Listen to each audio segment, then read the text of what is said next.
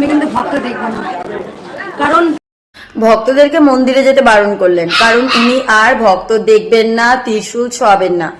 কি বললেন আসলেই, এটা কেন বললেন? অহংকার, না শুধুমাত্র তার ক্লান্তি বা শরীর খারাপ সেই জন্য? এসব জেনে নি। আর তোমার যেটা মনে হয় কমেন্ট বক্সে কমেন্ট করে জানিও।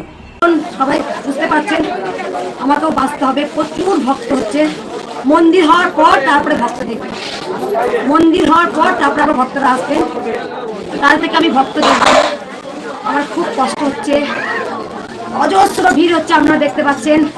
আর আমি কাল থেকে ভক্ত দেখবো না, ঘরে বসে নাম জপ করুন।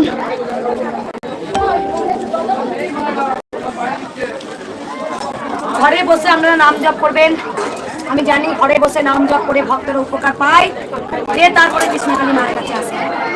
কেন বারবার অনুরোধ, কাল থেকে আমি ভক্ত দেখবো না, কাল থেকে আমি ভক্ত দেখবো না, কারণ অজস্র ভিড় হচ্ছে, সম্ভব নয়।